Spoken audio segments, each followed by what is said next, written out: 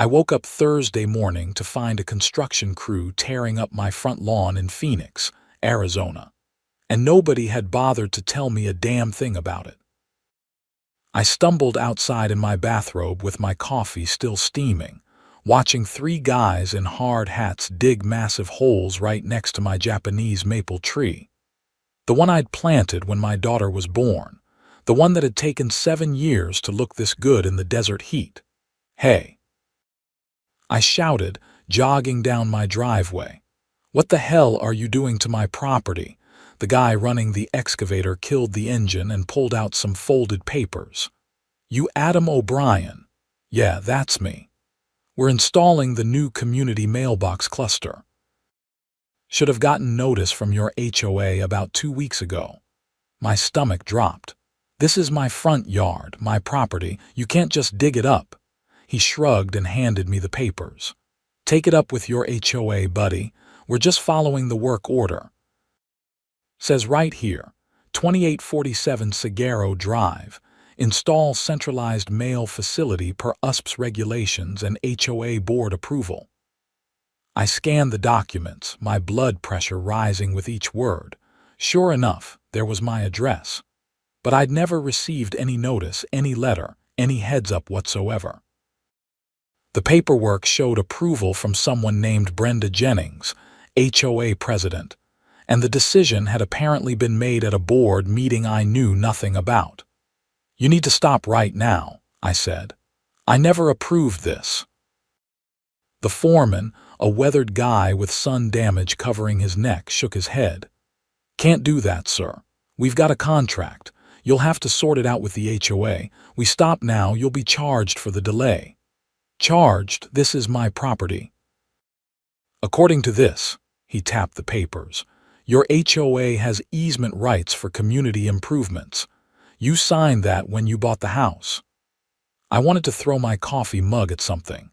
Instead, I stormed back inside and pulled out my HOA documents from the filing cabinet. It took me 20 minutes of reading through legal jargon before I found it. Buried on page 47 of the covenants, conditions, and restrictions, there was indeed language about easement rights for community postal facilities and utilities. But there were also clear provisions requiring 30-day notice to affected homeowners and an opportunity to appeal. I'd gotten nothing. Zero communication. By the time I'd showered and dressed, they'd already poured concrete footings. I took pictures of everything: the destroyed grass, the damaged tree roots, the workers, their truck with the company name plastered on the side. Then I got in my car and drove straight to Brenda Jennings' house. I knew where she lived because everyone in Sunset Ridge Estates knew where Brenda lived. She'd been HOA president for 6 years, running unopposed because nobody else wanted to deal with the headache.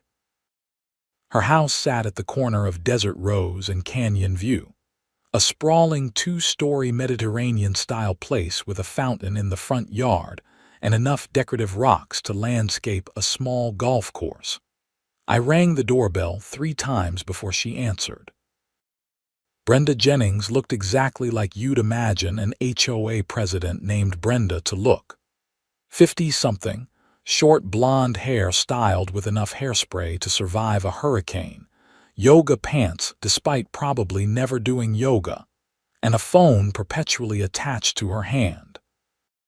She opened the door with an expression that suggested I'd interrupted something terribly important, probably a Facebook argument. "Adam, what can I do for you?"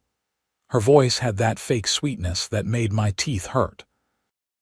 "You can explain why there's a construction crew destroying my front yard without my permission."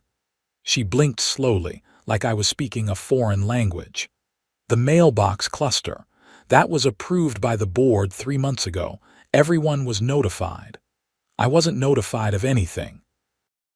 We sent letters to all affected properties. I never got one."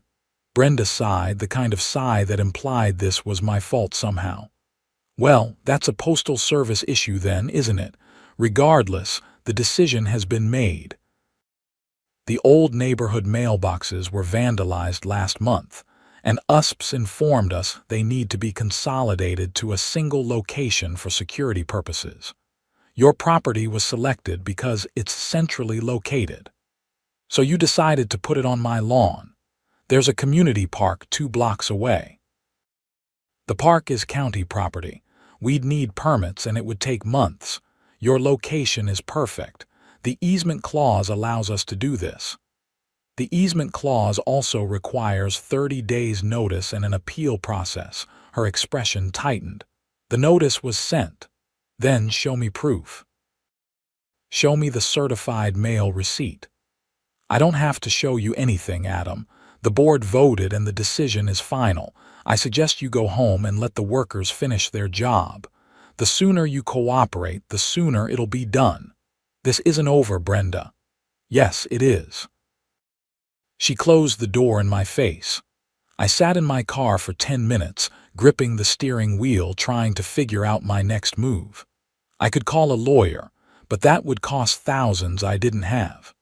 I could file a complaint with the HOA board, but Brenda controlled the board. I could go to the county, but property disputes took forever to resolve. Or I could handle this myself. The idea hit me as I drove past the community park on my way home. It was beautiful, simple, and absolutely insane. But the more I thought about it, the more it made sense. Brenda wanted to use easement rights to put something on my property without my real consent. Fine. I'd use that same logic right back at her. When I got home, the construction crew was packing up for lunch. The mailbox cluster was halfway installed. A massive metal structure with slots for about 30 houses, sitting right in the middle of what used to be my best landscaping. It looked industrial and ugly, completely out of place in a residential neighborhood. I walked around it, taking more pictures, measuring dimensions. The thing was big, maybe 8 feet wide and 6 feet tall, mounted on a concrete pad about 10 feet square. Heavy, but not immovable. Not with the right equipment. I went inside and made some calls. My buddy Derek owned a landscaping company. We'd gone to Arizona State together, and I'd helped him move 4 times over the years. He owed me favors. "You want to do what?" Derek said when I explained my plan. "Move it. Tonight. After the HOA inspection is done, but before USPS officially approves it." "Adam, that's insane. That's probably illegal." "So is building on my property without proper notice." I checked the CC and Articus again. The easement requires good faith compliance with notice requirements. They didn't provide notice, so the easement is invalid. I'm just relocating community property to a more appropriate location. The HOA president's front yard. She said the board made this decision. She should be proud to host the results. Derek laughed, the kind of laugh that meant he thought I'd lost my mind but was curious enough to watch it play out. "When?" 2 in the morning, Sunday. "I'll pay you $2,000 cash. Make it $3,000, and I want that in writing that you take full responsibility for any legal consequences." "Deal." Saturday, I spent the day doing reconnaissance. I drove past Brenda's house 5 times, noting the sight lines, the street lights, the neighbors' window positions.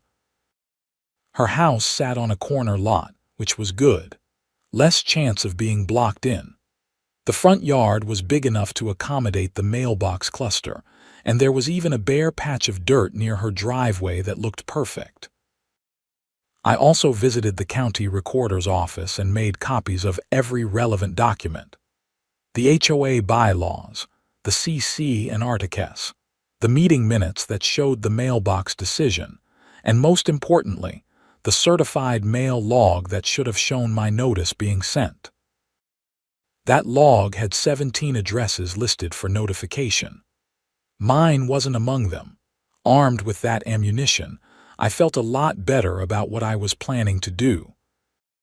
Sunday morning, 2:15, Derek showed up with his flatbed truck, a small excavator on a trailer, and his cousin Miguel, who apparently owed Derek money and was working it off.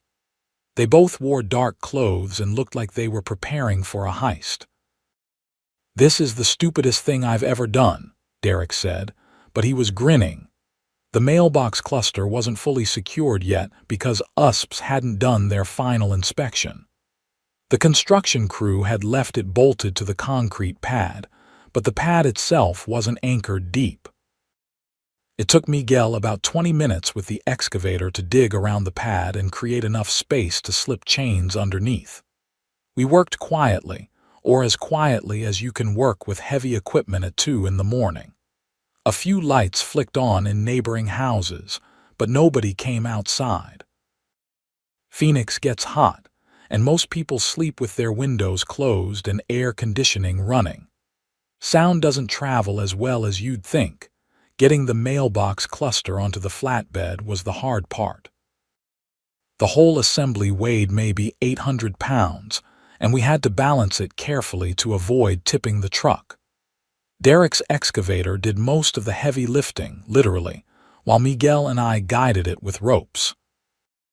By 3 in the morning, we were driving through empty Phoenix streets with a stolen mailbox cluster. I say stolen, but technically it was HOA community property, and I was a member of the community, so really I was just relocating a shared asset. That's what I told myself anyway. Brenda's house looked peaceful in the darkness, all her pretentious landscape lighting casting soft glows on her decorative rocks and imported palm trees. The fountain burbled quietly. Her Mercedes sat in the driveway like a silver status symbol. "You're really doing this," Derek said. "I'm really doing this." We pulled up as quietly as possible, though the diesel engine on the excavator wasn't exactly subtle. I'd thought this through, though. We weren't trying to be completely invisible. We just needed to be fast enough that nobody could stop us before we finished. Miguel jumped off the truck and scouted the front yard. The bare patch I'd noticed was even better up close, right next to the driveway where everyone coming or going would have to see it. Perfect. Derek fired up the excavator and started digging while Miguel and I prepped the mailbox cluster. We'd brought quick-set concrete, the kind that hardens in an hour. This wasn't going to be a temporary installation. I was spreading concrete in the hole when lights flicked on inside Brenda's house. A bedroom window on the second floor glowed yellow.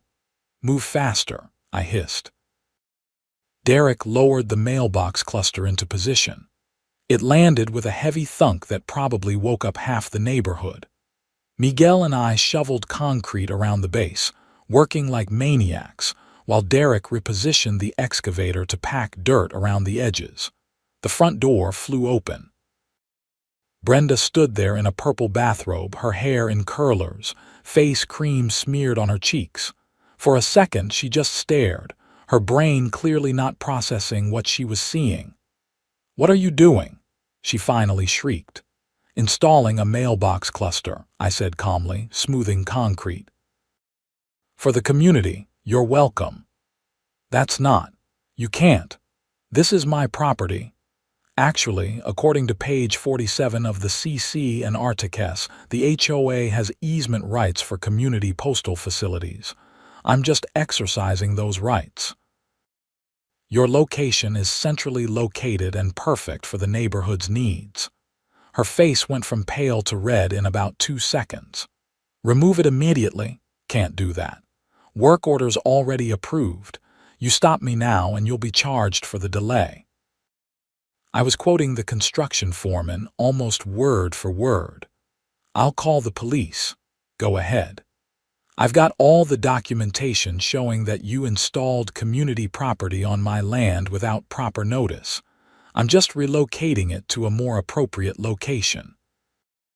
The HOA board approved mailbox clusters, right? Well, here's a mailbox cluster. Brenda's mouth opened and closed like a fish. Behind her, a man appeared in the doorway. Her husband, I assumed. He took one look at the situation and went back inside. Smart guy. "We'll see what the police have to say about this," Brenda spat, pulling out her phone. Great. I'll wait right here. Miguel finished packing the last of the dirt while Derek loaded the excavator back onto his trailer. The whole operation had taken maybe 35 minutes. The mailbox cluster now sat firmly in Brenda's front yard, concrete hardening around its base, looking just as industrial and ugly as it had looked in mine. Neighbors were coming outside now, drawn by the noise and commotion. I recognized Tom and Sandra from 3 houses down and the Martinez family from across the street. They stood on their porches in pajamas and robes, watching the show. 2 Phoenix PD cruisers arrived within 10 minutes, lights flashing but sirens off. The officers looked tired and annoyed, probably because they had better things to do at 3:30 on a Sunday morning than deal with HOA drama. "Someone want to explain what's going on here," the first officer said. He was young, maybe late 20s, with that fresh-faced look that suggested he hadn't been beaten down by the job yet. Brenda launched into a hysterical explanation about how I'd vandalized her property and illegally installed a massive metal structure on her lawn. She kept using words like criminal, trespassing, and destruction of property. When she finally ran out of steam, the officer turned to me. "Your side." I pulled out my folder of documents. "Here's the HOA bylaws showing easement rights for community postal facilities. Here's the meeting minutes where the board, led by Mrs. Jennings, voted to install a mailbox cluster using those easement rights.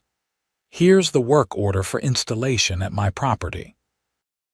And here," I held up the certified mail log, "is proof that they never provided the required 30-day notice to my address." The officer took the documents and spent several minutes reading through them with his flashlight. His partner, an older woman with gray streaks in her dark hair, examined the mailbox cluster and took notes. "So let me get this straight," the younger officer said. "The HOA installed this thing on your property without proper notice, so you moved it to the HOA president's property, correct? Community property should be in a location that serves the community. Mrs. Jennings's corner lot has excellent visibility and access." "This is insane," Brenda shrieked. "He can't just move whatever he wants onto my property." "With respect, madam," I said, "you did exactly that to me 3 days ago. I'm just following the precedent you established." The older officer suppressed what might have been a smile. "This is a civil matter. You'll need to work this out through your HOA board or take it to court." "But he damaged my landscaping." Brenda pointed at some disturbed dirt around the mailbox cluster. "Did the construction crew that installed the original cluster damage my landscaping?" I pulled out photos on my phone showing my torn-up lawn and damaged tree roots. "Because I have extensive documentation of that." The younger officer handed back my documents. "Like my partner said, this is civil. File a complaint with your HOA board or contact a lawyer. We can't force anyone to move anything without a court order. So he just gets away with this." Brenda's voice had gone shrill. "Take it up with your lawyer, madam." The officers returned to their cruisers and drove off, probably grateful to escape the drama.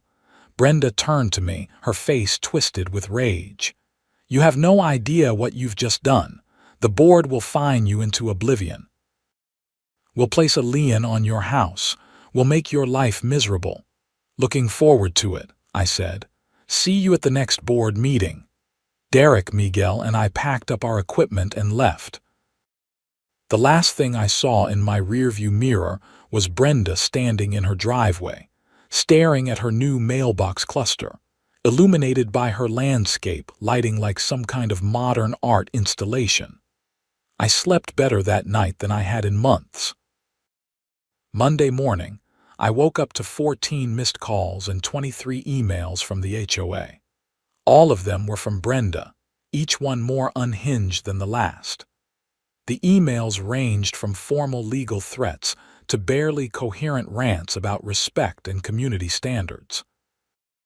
The voicemails were even better, progressing from coldly professional to shrieking fury. I forwarded everything to my email folder labeled HOA Insanity and went to work. I'm a software engineer for a medical device company in Temp, and normally, I love my job. But that day I couldn't focus on code. I kept checking my phone, waiting for the next development. Around 11, I got a text from Tom, my neighbor who'd watched the Sunday morning show. "Dude, you're a legend. Everyone's talking about it. Brenda's losing her mind." I texted back, "Just exercising my HOA rights. Board meeting emergency session called for Wednesday night. You coming? Wouldn't miss it." Tuesday morning brought a certified letter from an attorney representing the HOA. The law firm was Henderson, Walsh, and Associates, one of those generic outfits that probably made half their money from HOA disputes. The letter demanded I remove the mailbox cluster from Brenda's property within 72 hours or face fines of $500 per day, plus legal fees. I scanned the letter and emailed it to every homeowner in Sunset Ridge Estates whose email I could find. I'd been collecting addresses over the years, mostly from neighborhood barbecues and school events. I had about 60 in my contacts. My email was simple. The HOA board installed community property on my lawn without required notice. When I relocated it to a more appropriate location, they threatened me with fines and legal action. Attached are documents showing they violated their own bylaws. This affects all of us. See you Wednesday at the emergency meeting. By Tuesday afternoon, my inbox was flooded with responses. Most people supported me. They dealt with Brenda's heavy-handed management style for years and were thrilled someone had finally pushed back. A few people thought I'd gone too far, but they were in the minority. Wednesday evening, I showed up to the board meeting 30 minutes early. The meetings were held in the community center, a squat brick building with a parking lot that was usually empty except for the occasional youth basketball game. Tonight, the parking lot was packed. I'd expected maybe 20 people to show up. There had to be at least 80 homeowners crammed into the meeting room, with more standing in the hallway outside. The air conditioning struggled against the body heat, and conversations buzzed with an energy I'd never seen at an HOA meeting before. Brenda sat at the front table with the other board members. Richard, the vice president who never spoke, Teresa, the treasurer who always looked stressed, and Gary, the secretary who spent most meetings playing on his phone. They all looked uncomfortable with the turnout. Brenda banged her gavel at 7 sharp. "This emergency session is called to order. We're here to address the illegal actions of Adam O'Brien, who vandalized the HOA president's property and installed an unapproved structure. Point of order," I called out, standing up. "The structure was approved by this board. I have the meeting minutes. You voted to install mailbox clusters using HOA easement rights. I simply relocated the one you illegally placed on my property." The room erupted in conversation. Brenda banged her gavel repeatedly. "You had no authority to move HOA property. You had no authority to place it on my property without proper notice. Show me the certified mail receipt proving I was notified." Brenda's face flushed. "The notice was sent. If you didn't receive it, that's not our problem." I pulled out my folder and walked to the front of the room. I visited the county recorder's office. According to the certified mail log filed with the county, 17 properties were notified about the mailbox cluster installation. My address isn't on that list. That's a violation of Article 7, Section 3 of the CC and Articles, which requires 30-day written notice to all affected homeowners. I handed copies to each board member. Teresa, the treasurer, studied hers and went pale. Additionally, I continued, the bylaws require that any use of easement rights must be done in good faith compliance with notification requirements. Since you failed to notify me, the easement is invalid and the installation on my property was illegal. This is ridiculous, Brenda said. We're the board. We make decisions for the community. No, you make decisions for yourselves, a voice called out from the crowd. It was Tom, my neighbor. We've been dealing with your petty tyranny for 6 years, Brenda. Most of us are just here to watch you get what you deserve. Applause and cheers filled the room. Brenda looked shocked, like she couldn't comprehend that her reign might actually be challenged. Order, she shouted, banging the gavel so hard I thought it might break. We will have order. Gary, the secretary, leaned over and whispered something to Brenda. Her expression shifted from angry to worried. Let's take a 10-minute recess, she announced abruptly. The board members huddled in a corner while the crowd buzzed with speculation. I stood near the back, accepting congratulations and fist bumps from neighbors I barely knew. A woman named Patricia, who lived on the other side of the development, grabbed my arm. Thank you for this, she said. 3 years ago, Brenda fined me $8,000 because my fence was 6 inches too tall according to some rule she found buried in the bylaws. She's been a nightmare. Others shared similar stories. The HOA board, led by Brenda, had been wielding their limited power like dictators, finding obscure violations and imposing hefty fines for minor infractions. People paid because they didn't know they could fight back, or because the cost of fighting exceeded the fines. When the meeting resumed, Brenda looked like she'd eaten something sour. After consulting with the board, she said stiffly, we've decided to table the issue of the mailbox cluster location pending a full review of the installation procedures. In the meantime, we're proposing that the cluster be moved to the community park, pending county approval. So you're admitting you screwed up, someone yelled. Brenda's jaw clenched. We're acknowledging that there may have been a procedural oversight. Will you be reimbursing Adam for the damage to his property? Tom asked. That will be determined as part of the review process. What about all the other bogus fines you've issued? Patricia stood up.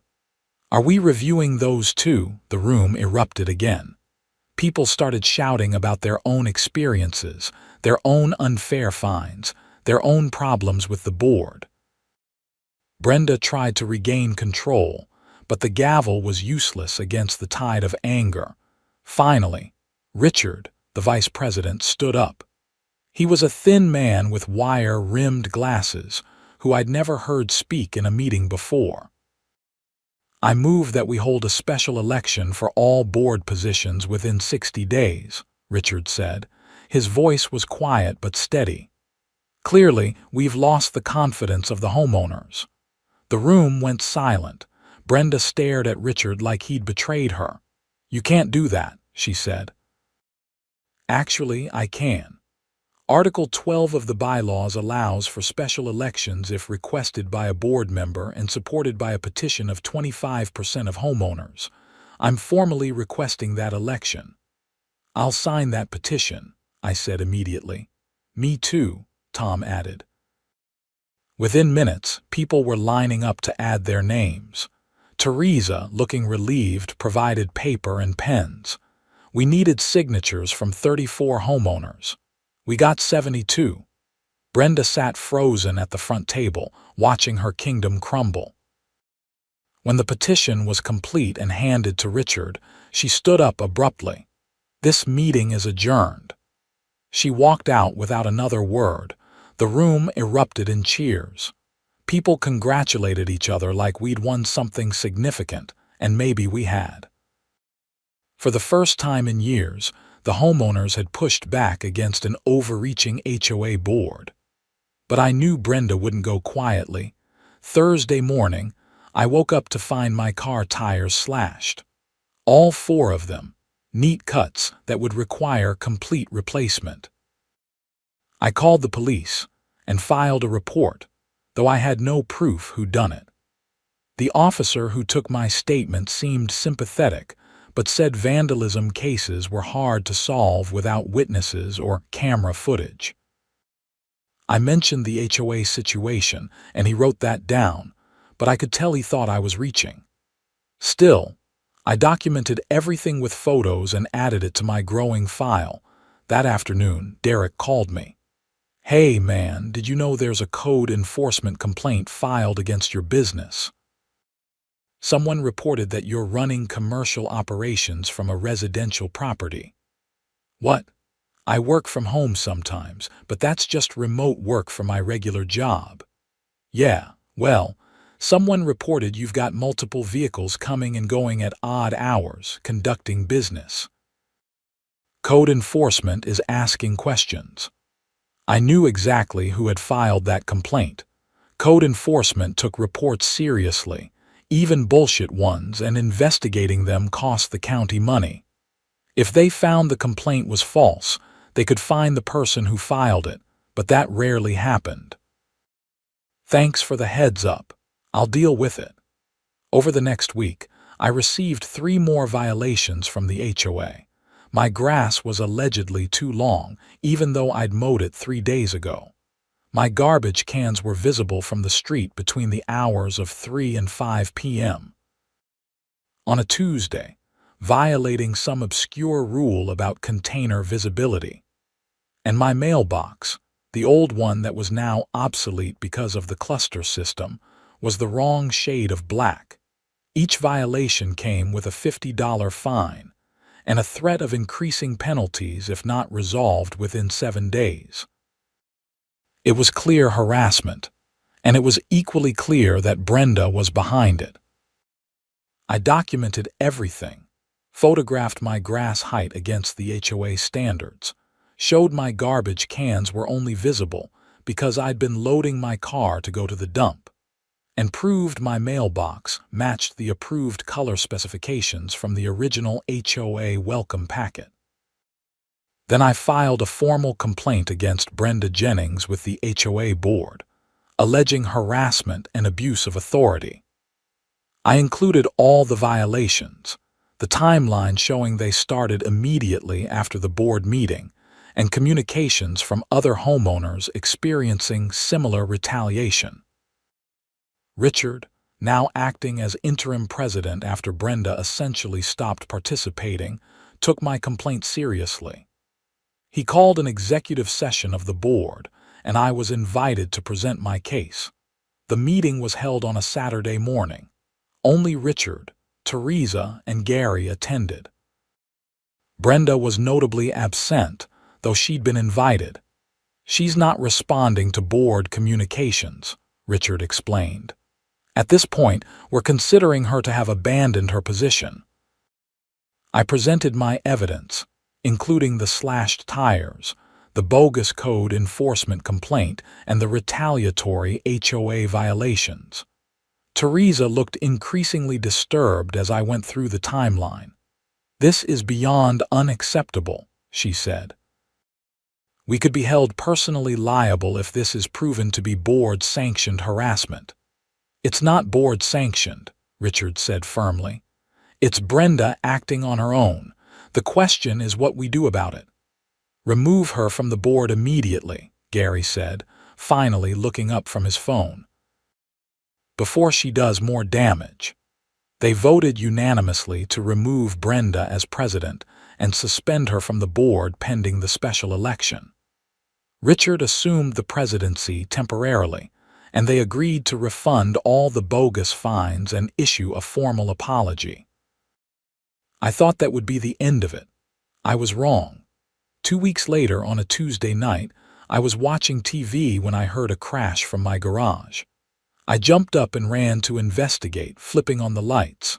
The small window on my garage door was shattered, glass scattered across the concrete floor. A brick sat among the debris with a note rubber banded around it. I didn't touch anything. I called the police immediately. The same older female officer from the mailbox incident responded. She examined the scene, photographed everything, and carefully removed the note with gloved hands. "You should read this," she said, holding it up for me to see. The note was printed on plain paper. "Remove the mailbox or your property gets worse. This is your only warning." "I'm guessing this relates to your HOA situation," the officer said. "Brenda Jennings. Has to be. Can you prove that?" "No, but the timing is pretty obvious. She just got removed from the HOA board last week." The officer bagged the evidence. "We'll investigate, but these cases are tough without witnesses. You should consider installing security cameras. Already on my list." I spent the next day installing a comprehensive camera system. 4 cameras covering every angle of my house, all connected to cloud storage so footage couldn't be tampered with. The system cost me $1,200, but it was worth it. I also filed for a restraining order against Brenda, citing the pattern of harassment. The court date was set for 3 weeks out. Meanwhile, the special election was heating up. Richard was running for president on a reform platform.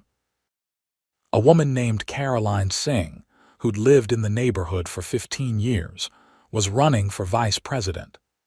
People I'd never seen at HOA meetings before were suddenly interested in governance. Brenda announced she was running for re-election as president. Her campaign consisted mainly of posting on the neighborhood Facebook page about how I was a troublemaker who disrupted the community's peace. Most people weren't buying it. The mailbox cluster, still sitting in Brenda's front yard, had become a tourist attraction of sorts. Neighbors would walk by to see it, take photos, and laugh about the situation. Brenda had tried to hire contractors to remove it, but I'd filed a temporary injunction arguing that it was community property and couldn't be moved without a board vote. The judge, apparently amused by the whole situation, granted the injunction until the election was over. My restraining order hearing came on a Thursday. I showed up with my folder of evidence, now inches thick. Brenda arrived with her lawyer from Henderson, Walsh, and Associates, a sharp-dressed man in his 40s who looked annoyed to be there. The judge was a woman in her 60s named Margaret Alvarez. She had a reputation for not tolerating nonsense, which worked in my favor. I presented my case: the retaliatory violations, the slashed tires, the code enforcement complaint, and the brick through my window. I showed the timeline, the pattern, and the notes. Brenda's lawyer argued that I had no proof his client was responsible for any of it. The violations were legitimate enforcement of HOA rules. The criminal acts could have been done by anyone. I was trying to harass his client because of a personal vendetta. Judge Alvarez listened to both sides, then asked Brenda directly, "Mrs. Jennings, did you file a code enforcement complaint against Mr. O'Brien?" Brenda hesitated. "I may have. If I did, it was because I observed violations." "Did you slash his tires?" "Of course not. That's absurd." "Did you throw a brick through his window?" "No." The judge turned to me. "Mr. O'Brien, I appreciate your thoroughness in documenting these incidents. However, without direct evidence linking Mrs. Jennings to the criminal acts, I can't issue a restraining order based on speculation. The HOA violations appear to have been resolved by the current board. If you experience further criminal vandalism, document it and report it to police. If you can provide evidence linking Mrs. Jennings to those acts, come back and I'll reconsider." It wasn't the outcome I wanted, but it wasn't a complete loss either. The judge had clearly seen through Brenda's act, even if she couldn't rule against her without proof. The election was held 3 days later. The turnout was unprecedented for an HOA vote. Over 200 homeowners showed up or submitted proxies, nearly 90% of the neighborhood. Richard won the presidency with 73% of the vote. Caroline won vice president. Tom, my neighbor, won secretary. A retired accountant named James won treasurer. Every single board position went to reform candidates. Brenda received 37 votes, all from her immediate friends and the few neighbors who still supported her. When the results were announced at the community center, she stood up and walked out without a word. The new board's first action was to vote on the Mailbox cluster location. After reviewing the options, they decided to install it in the community park. The county had fast-tracked approval after Richard explained the situation, apparently finding the whole thing entertaining. A professional crew removed the cluster from Brenda's yard and reinstalled it in a nice location near the park entrance, with proper landscaping and lighting. They also repaired my yard, replaced my damaged Japanese maple with a larger one, and reimbursed me for my security camera system. The old HOA attorney, Henderson, Walsh, and Associates, was fired and replaced with a firm that specialized in helping HOAs comply with the law rather than bully residents. Over the next few months, the new board systematically reviewed every fine issued over the past 3 years. They reversed dozens of them, refunding nearly $100,000 to homeowners who'd been unfairly penalized. They also revised the CC and Articus to remove the most ridiculous rules and establish clear appeal processes. Brenda mostly disappeared from neighborhood life.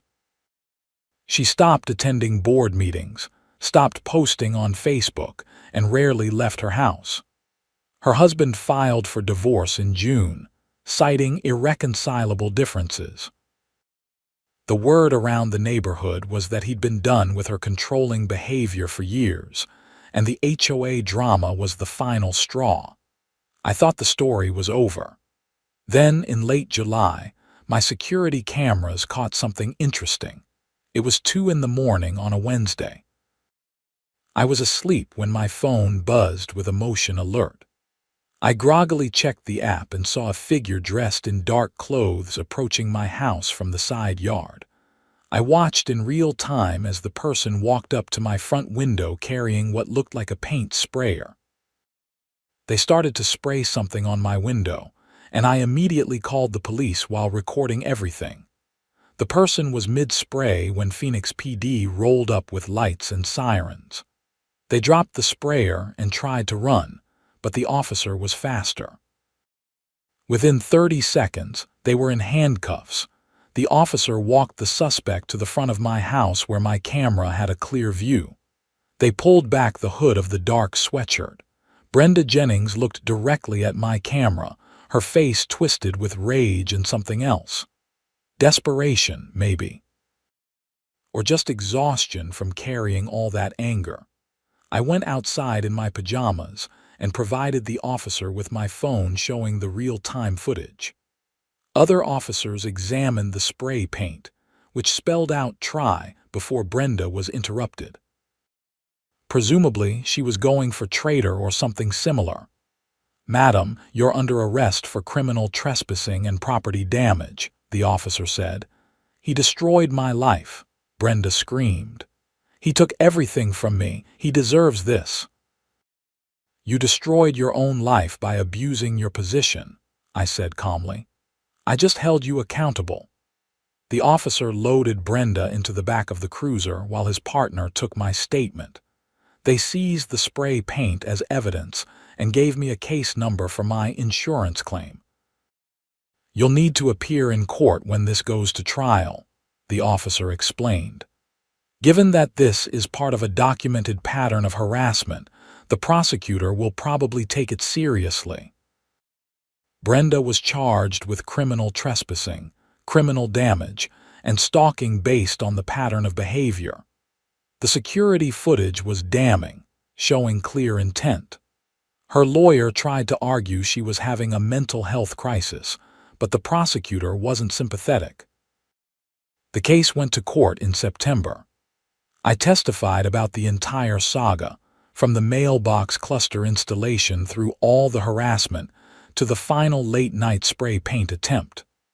My documentation, photos, recordings, and security footage created an irrefutable timeline. Brenda's lawyer tried to paint me as a vigilante who'd provoked his client, but the judge wasn't having it. Judge Alvarez, the same judge from the restraining order hearing, was assigned to the case. Mrs. Jennings, Judge Alvarez said during sentencing, you were given a position of limited authority in your community, and you abused that authority repeatedly. When you were held accountable, rather than accept the consequences, you escalated to criminal behavior. This court takes that very seriously. Brenda was sentenced to 6 months in county jail, suspended to 2 years probation, with mandatory anger management counseling and community service.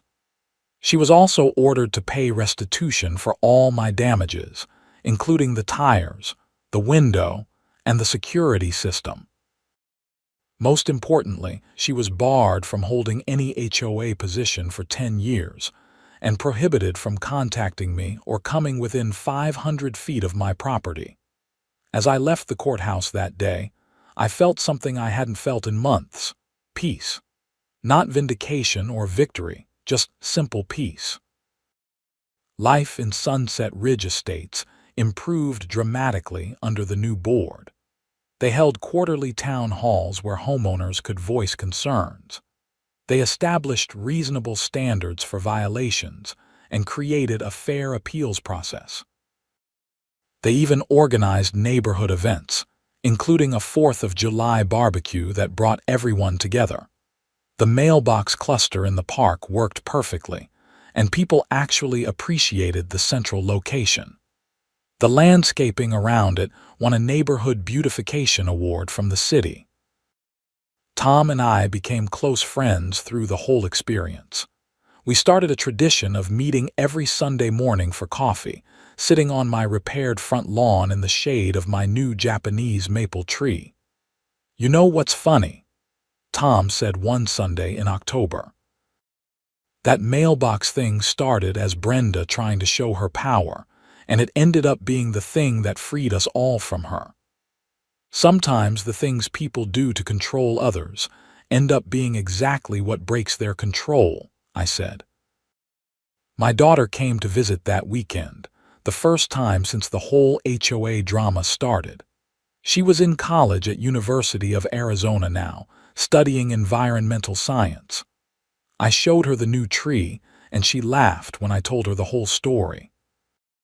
Dad, you moved a mailbox cluster to someone's front yard in the middle of the night. That's insane. It was actually kind of therapeutic. Most people just hire lawyers. Where's the fun in that? We planted some new flowers together around the tree, making the front yard look better than it had in years.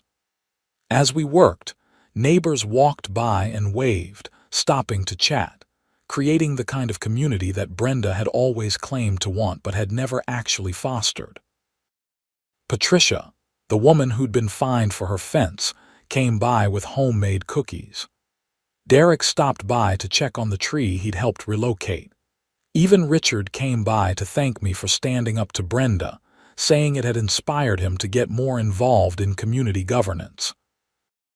The whole experience taught me something important about standing up to petty tyrants. They rely on people being afraid to fight back, on the assumption that the cost of resistance exceeds the cost of compliance. But sometimes, resistance isn't about the money or the rules or even winning.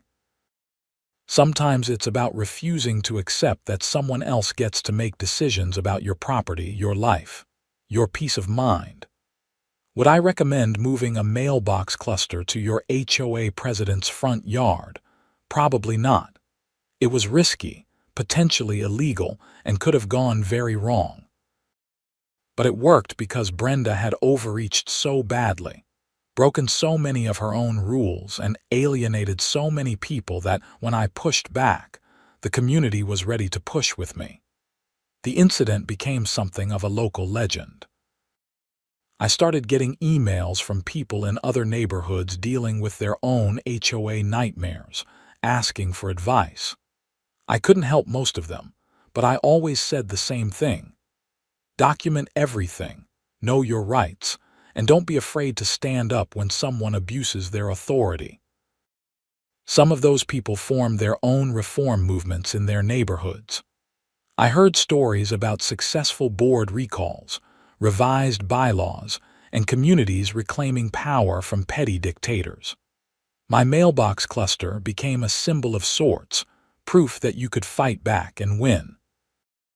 A local news station even did a story about it, a light-hearted piece about HOA disputes that featured interviews with me, Richard, and several other homeowners. They tried to interview Brenda, but she refused. The segment ended with a shot of the mailbox cluster in its final location at the park, with the reporter joking that sometimes mail needs to find its proper home. As December rolled around, the neighborhood looked different. People had their Christmas decorations up, and there were no violation notices about improper lighting or excessive inflatable Santas. The new board had simplified the holiday decoration rules to basically, don't be obnoxious, which worked fine. I put up lights on my house, more than I dared to use in years, creating a display that my daughter said looked like Christmas threw up on our house. I took that as a compliment. On Christmas Eve, there was a neighborhood caroling event organized by Caroline, the new vice president. About 40 people showed up, walking through the streets singing off key renditions of classic carols. When we passed Brenda's house, dark and silent with a for sale sign in the yard, nobody said anything. We just kept walking, kept singing. I heard later that Brenda moved to Nevada to live with her sister. The house sold in January to a young family with 3 kids who immediately became active in neighborhood events. They knew nothing about the previous drama, which was probably for the best. In March, the county sent a formal letter thanking the HOA for its cooperation in resolving the mailbox cluster dispute and commending the community for its civic engagement. Richard framed it and hung it in the community center, next to the Neighborhood Beautification Award. Life settled into a comfortable rhythm. Work was good. My daughter visited regularly. The Japanese maple tree grew strong and healthy, its branches spreading wider each season. The front yard looked beautiful, no mailbox cluster in sight, just grass and flowers and space. Sometimes, late at night, I'd think about that Sunday morning at 2 a.m., driving through Phoenix with a stolen mailbox cluster on Derek's flatbed truck. The sheer insanity of it, the risk, the adrenaline. Part of me couldn't believe I'd actually done it. But then I'd remember Brenda's face when she opened her door and saw what we were doing. The shock, the outrage, the dawning realization that her authority wasn't absolute, that someone had finally called her bluff. That memory made it all worthwhile. Derek and I still laughed about it over beers. Miguel had dined out on the story for months, telling everyone about the crazy night he helped move a mailbox cluster. It had become his favorite anecdote at parties. "You know the wildest part," Derek said one evening as we sat on his patio. "Everything we did was technically legal. Barely, but legal. That's why documentation matters. Know the rules better than the people trying to use them against you. Still the craziest thing I've ever helped with. Worth the $3,000, hell yes. Best money I ever made." The new HOA board continued to function smoothly through the year. They dealt with normal community issues like road repairs and common area maintenance without drama or power trips. People actually started attending board meetings again because they were useful rather than contentious. At the annual meeting in November, Richard gave a report on the year's activities. He mentioned the mailbox cluster saga briefly, noting that it had catalyzed important reforms in community governance. People applauded, and a few laughed, remembering. "We've learned that effective community management requires trust," Richard said. "Trust between the board and homeowners. Trust that rules will be applied fairly. Trust that everyone's voice matters. We lost that trust for a while, but we're building it back." More applause. I sat in the back, not wanting attention, just glad that things had worked out. Afterward, Patricia approached me. "I never properly thanked you," she said. "What you did inspired all of us to stand up for ourselves. The board refunded my fence fine, you know. $8,000 I never thought I'd see again. I'm glad it helped. It did more than help. It changed this neighborhood." As I drove home that night, I thought about power and how it works. Brenda had wanted power over others, control and authority she could wield to feel important. But real power, the kind that actually matters, comes from standing together with other people, from refusing to accept that authority gives someone the right to abuse you. The Mailbox cluster sits in the park now, serving its actual purpose, holding mail for 30 families without drama or controversy.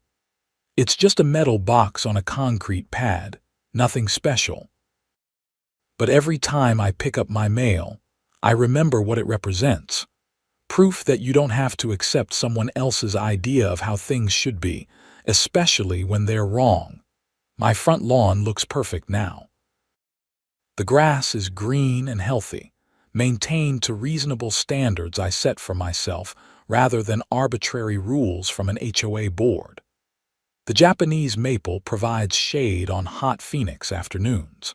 Flowers bloom in careful beds my daughter and I plan together. There's no mailbox cluster, no torn-up dirt, no damaged tree roots. Just my property, managed my way, with nobody trying to install their projects on my land without permission. And every night, my security cameras record peaceful darkness. No middle-aged women in hoodies spray painting my windows, no bricks through glass, no slashed tires. Just the quiet safety of a neighborhood that learned to govern itself with respect instead of fear. The whole experience, from that first Thursday morning discovering construction equipment on my lawn to Brenda's sentencing in court, took about 9 months. 9 months of documentation, confrontation, legal maneuvering, and occasional late-night mailbox cluster relocation. 9 months that changed how I think about community, authority, and the importance of standing up for yourself. Would I do it again? Absolutely. Would I recommend others do the same? Only if they're prepared for the fight, have good documentation, and know their rights. Standing up to an HOA board isn't easy, and it doesn't always work out well. But sometimes, when the board has gone too far, when someone has abused their limited authority for too long, when nobody else is willing to push back, someone has to be willing to load a mailbox cluster onto a flatbed truck at 2 in the morning and relocate it to where it really belongs. That someone was me, and I'd do it again in a heartbeat.